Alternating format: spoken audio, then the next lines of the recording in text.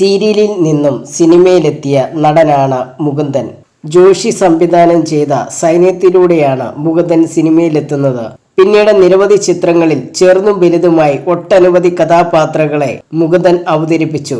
ദൂരദർശനിലെ ഏറ്റവും ജനപ്രിയ സീരിയലുകളിൽ ഒന്നായ ജാലയായിൽ നായകനായി വേഷമിട്ടതും മുകുന്ദനായിരുന്നു. സ്കൂൾ ഓഫ് ഡ്രാമയിൽ അധ്യാപകനായി മുകുന്ദൻ സേവനമനുഷ്ഠിച്ചിട്ടുണ്ട്.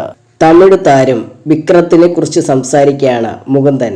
മാസ്റ്റർ ബിൻ ചാനലിനോട് സംസാരിക്കുകയായിരുന്നു മുകുന്ദൻ. സൈന്യം സിനിമ ചെയ്യുന്ന സമയത്ത് ഞാനും വിക്രമൊക്കെ പുതിയ ആളുകളായിരുന്നു. സെറ്റിൽ എന്റെ ഏറ്റവും അടുത്ത സുഹൃത്ത് വിക്രമായിരുന്നു. അന്ന് അദ്ദേഹം ഒന്നുമല്ലായിരുന്നു. എന്നാലും എല്ലാ കാര്യത്തിലും നല്ല ഡിസിപ്ലിനുള്ള ആളായിരുന്നു വിക്രം. ഷൂട്ടില്ലാത്ത സമയത്ത് ഞാനും വിക്രവും ഒരുമിച്ചായിരുന്നു ഇരിക്കാറുണ്ടായിരുന്നത്.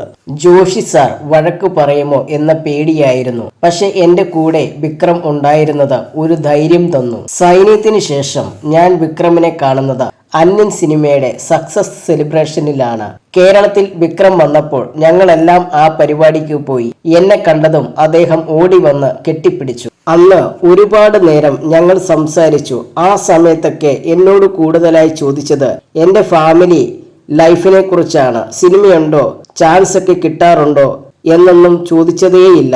അതൊന്നും അറിയേണ്ട ആവശ്യം വിക്രമിനില്ല. സൂപ്പർ സ്റ്റാർ ആയിട്ടും അദ്ദേഹം പഴയതൊന്നും മറന്നിട്ടില്ല എന്നത് സന്തോഷം തന്നു, മുകുന്ദൻ പറഞ്ഞു.